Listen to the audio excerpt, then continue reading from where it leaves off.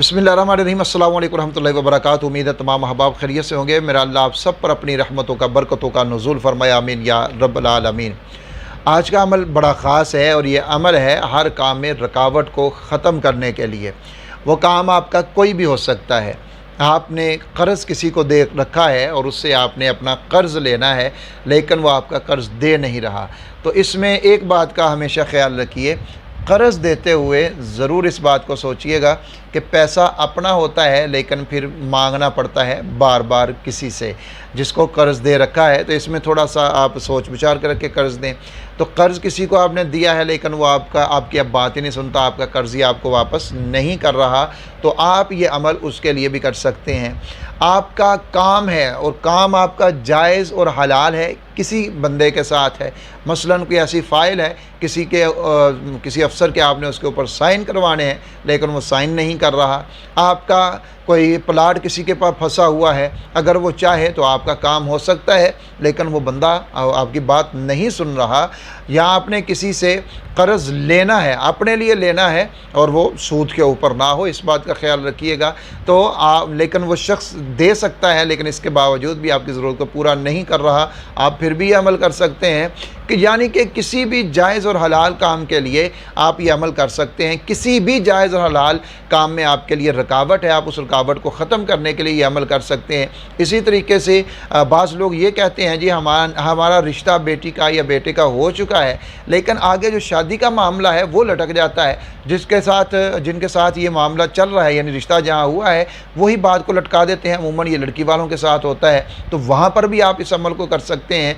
तो ये कहने का मकसद ये है कि आप किसी भी जायज़ और हलाल मकसद के लिए ये अमल कर सकते हैं। इंशाअल्लाह ताला अल्लाह फ़ज़ल फ़रमाएगा और आपका काम हो जाएगा जिस भी काम के लिए आप जाएंगे इंशाअल्लाह ताला। सबसे पहले तो आपने सदका करना है। सदका मैं अक्सर कहा करता हूँ कि ज़रूर कीजिए। सदका एक ऐसी चीज़ है जो हमारे बहुत सारे मसाइल सदका के साथ ही हल हो जाते हैं। यानी अगर आप सदका करने की आदत बना लेते हैं तो अल्लाह के फजल व करम के साथ और उसकी बरकत के साथ आपके बहुत से मसाइल बग़ैर किसी वजह के, बग़ैर किसी बात के, बग़ैर किसी काम के और बग़ैर किसी मेहनत के ही आपके बहुत सारे मसाइल जो हैं वो हल हो जाते हैं। आपको किसी तरह के वज़ाइफ की ज़रूरत भी उसके अंदर नहीं रहती, अल्लाह ताला फजल फरमा देते हैं। आपके ऊपर आने वाली मुसीबतें टल जाती हैं, परेशानियाँ टल जाती हैं। तो सदका करने की आदत बना लीजिए और इस अमल के लिए तो आपने सदका करना ही है, लेकिन वैसे ही आम तौर के ऊपर भी आप सदका की आदत बनाएं और जितना हो सके करें। इसमें फिर बाज़ लोग ये कहते हैं जी हम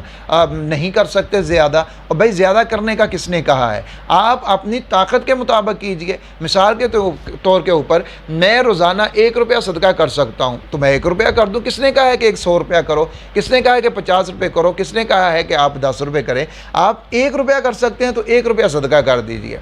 तो सदका करें सबसे पहले इस अमल के लिए, और उसके बाद आपने एक अमल जो है वो याद कर लीजिए इन अल्फाज को, और इनको आप हमेशा चलते फिरते उठते बैठते इनको पढ़ते रहें।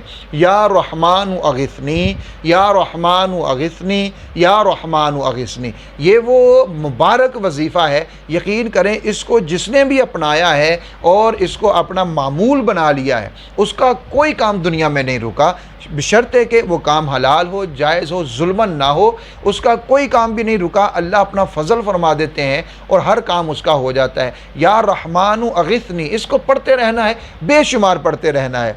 और जो अमल मैं आपको बताने जा रहा हूँ ये ख़ास तौर के ऊपर जब आप किसी काम के लिए जा रहे हैं, घर से निकल रहे हैं और उस काम के लिए आपने जाना है, तो फिर आप ये अमल करके जाएँ। या रहमानु अगिस्नी आपने वैसे भी हर वक्त पढ़ते रहना है, लेकिन जब आप किसी ख़ास काम के लिए, ख़ास फ़र्द से मिलने के लिए ख़ास जगह के ऊपर जा रहे हैं तो फिर आप ये वजीफ़ा करते हुए जाएं।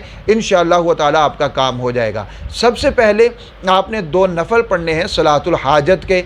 अल्लाह रब्बुल इज़्ज़त के हुजूर आपने गिड़गड़ा कर अपनी ज़रूरत के लिए मांगना है, अल्लाह रब्बुल इज़्ज़त से मांगना है। सलातुल हाजत ये एक ऐसी चीज़ है, आप हाजत के लिए जब अल्लाह के हुजूर आ जाते हैं और सर सजदे में रख के कह देते हैं कि मौला तेरी ज़ात है और तू ही मुझे देने वाला है, तेरे सिवा कोई नहीं है जो मेरी हाजतों को, मेरी ज़रूरतों को पूरा करने वाला हो, मैं तेरे दर का सवाली मंगता फ़कीर हूँ। और जब अल्लाह के हुजूर हम आ जाते हैं फ़कीर बनकर, मंगता بندہ بن کر آ جاتے ہیں، اللہ سے مانگنے کے لیے آ جاتے ہیں، تو جتنا ہم مانگیں گے، جیسے ہم مانگیں گے، جتنی تڑپ کے ساتھ ہم مانگیں گے، اللہ رب العزت انشاءاللہ تعالی اتنی جلدی ہی عطا کر دے گا۔ دیکھیے صحابہ کرام رضوان اللہ تعالی علیہم اجمعین کے بے شمار واقعات ہیں جو حدیث کے اندر ہمیں ملتے ہیں، صحابہ کی زندگیوں کے اندر ہمیں ملتے ہیں کہ کوئی بھی ضرورت ان کو پیش آتی ہے، کوئی بھی مصیبت ان کے اوپر آتی ہے، تو وہ اللہ رب العزت کے حضور سر سجدے میں رکھ دیتے ہیں، نوافل ادا کرتے ہیں، نماز پڑھتے ہیں، اللہ سے مانگتے ہیں، چاہے وہ ضرورت ان کی رزق کے اعتبار سے ہو، کاروبار کے اعتبار سے ہو، بیماری کے اعتبار سے ہو، یعنی کوئی جنگ و جدل کے اعتبار سے ہو، کوئی بھی ان کی ضرورت ہے تو وہ اللہ رب العزت سے مانگتے ہیں، کیونکہ یہی قرآن مجید نے ہمیں سکھایا ہے اور یہی رسول اللہ صلی اللہ علیہ وآلہ وسلم کی حیات طیبہ، آپ کی جو تعلیمات ہیں ان سے ہمیں معلوم پڑتا ہے، اور وہ بھی یہی ہمیں بتایا گیا ہے کہ تم اپنی تمام تر ضروریات کو، تمام تر حاجات کو اللہ سے لینے والے بن جاؤ، اللہ سے مانگنے والے بن جاؤ۔ جب ہم اللہ کے حضور اپنی حاجات کو لے کر آ جاتے ہیں، اللہ رب العزت سے مانگنے لگ جاتے ہیں، اور پھر مانگے بھی اس انداز میں کہ اللہ رب العزت سے لینا ہی لینا ہے۔ ہماری دعائیں جو ہوتی ہیں وہ اس طریقے سے ہوتی ہیں کہ ہماری زبان پہ کچھ ہوتا ہے، ہمارے ذہن میں کچھ ہوتا ہے، ہمارے دل پہ کچھ ہوتا ہے۔ زبان کہہ رہی ہے یا اللہ میرا یہ کام ہو جائے، دل کہہ رہا ہے کہ پتہ نہیں ہوگا کہ نہیں ہوگا، ذہن جو ہے وہ کہیں اور ہی اس وقت غائب ہوتا ہے اور کہیں اور سوچ رہا ہوتا ہے، تو پھر ایسی دعائیں قبول نہیں ہوتی، ایسی دعاؤں سے کچھ بھی حاصل نہیں ہوتا۔ دعا کے لیے اپنے ذہن کو، دل کو، اپنی زبان کو ایک جگہ کے اوپر لے کے آئیں، یعنی جو زبان کے اوپر ہے وہی ذہن کے اندر ہو، وہی دل میں ہو۔ یہ ساری چیزیں اکٹھی ہو کے پورے یقین کے ساتھ جب اللہ رب العزت سے مانگیں گی تو پھر دیکھیے گا کس طریقے سے خالق کائنات عطا کرتے ہیں، پھر ناممکن کام بھی ممکن ہو جایا کرتے ہیں۔ جو کام ہماری عقل کہتی ہے کہ یہ نہیں ہوگا، جب اللہ کا حکم ہوتا ہے تو وہ بھی ہو جاتا ہے۔ لیکن جب ہم مانگنے والے بن جائیں، اللہ سے لینے والے بن جائیں، ہمیں لینا آ جائے، اللہ سے مانگنا آ جائے، تو 2 رکعت صلاۃ الحاجت اس کا معمول بنا لیں۔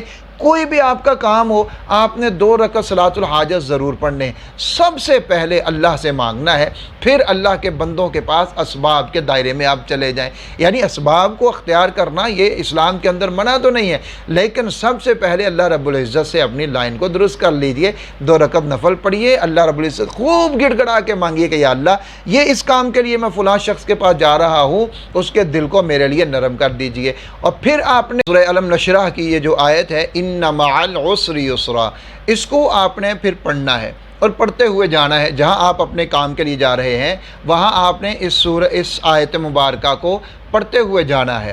وہاں اپنی جگہ پر پہنچنے والے ہوں تو پھر اللہ رب العزت سے پھر دعا کیجئے کہ مولا کریم اس کی برکت سے میرے کام کو آسان فرما دیجئے، اور جس سے مجھے کام ہے اس کے دل کو نرم کر دیجئے۔ اور پھر جب اس شخص کے سامنے پہنچ جائیں تو پھر آپ دل ہی دل میں اس آیت کو 1 مرتبہ پڑھ کے پھر دل کے اندر دعا کر دیجئے، اور جب تک اس کے ساتھ آپ بیٹھے رہیں، بات کرتے رہیں، تو دل کے اندر اس آیت کو دہراتے رہیں اور اللہ رب العزت کے حضور عرض کرتے رہیں کہ مولا کریم اس کے دل کو نرم فرما دیجئے۔ انشاءاللہ تعالی اللہ فضل فرمائے گا اور اس شخص کا دل آپ کے لیے نرم ہو جائے گا، اور اس شخص کو وہ شخص آپ کا جو کام رکا ہوا تھا بڑے عرصے سے اور نہیں کر رہا تھا یا ٹال مٹول سے کام لے رہا تھا، تو پھر دیکھیے گا کہ وہ کس طریقے سے آپ کی بات کے اوپر توجہ بھی دیتا ہے، آپ کی بات کو بڑی توجہ سے سنتا بھی ہے اور پھر آپ کے کام کو کرتا بھی ہے۔ یہ بہت زبردست عمل ہے، مجرب عمل ہے، اس کو ضرور کیجئے گا۔ لیکن جو چیزیں میں نے شروع میں بتائی ہیں، ایک صدقہ یا رحمان وغثنی، اور تیسرے نمبر کے اوپر آپ نے یہ عمل کرنا ہے۔ اللہ اپنا فضل فرما دیں گے اور آپ کی ضروریات تمام تر پوری ہو جائیں گی۔ اور یا رحمان وغثنی کا جو عمل ہے اس کو آپ اپنا معمول بنا لیں، یعنی اس کے بعد بھی آپ اس کو ہمیشہ پڑھتے رہیں، ہمیشہ پڑھتے رہیں۔ جہاں پر بھی جو بھی کام ہوگا آپ کا، اللہ کے فضل و کرم سے وہ ہو جایا کرے گا، اگر آپ پورے یقین کے ساتھ اور اللہ کی ذات کے اوپر پورا توکل رکھتے ہوئے یا رحمان وغثنی اس عمل کو آپ کریں گے۔ تو پھر دیکھیے گا اللہ رب العزت کس طریقے سے اپنا فضل فرماتے ہیں رستے کھول دیتے ہیں، رکاوٹیں ختم ہو جاتی ہیں، تمام تر ضرورتیں، تمام تر حاجات پوری ہو جاتی ہیں۔ یہ بڑا ہی خاص اور بڑا ہی مجرب اور بڑا ہی پاورفل یہ عمل ہے۔ اس کے ساتھ کوئی بھی رکاوٹ کسی بھی کام کے اندر نہیں رہتی، بشرطہ کہ وہ کام حلال ہے اور جائز ہے۔ اور جب آپ کا یہ کام ہو جائے تو پھر آپ نے آخر کے اندر بعد میں پھر صدقہ کرنا ہے، جتنی آپ کو استطاعت ہے، جتنی آپ کو طاقت ہے، صدقہ کیجئے گا۔ یہ ویڈیو آگے بھی شیئر کیجئے گا تاکہ دوسرے لوگ بھی اس سے فائدہ حاصل کریں۔ اپنا خیال رکھیے گا، دعا میں یاد رکھیے گا۔ اللہ حافظ ناصر۔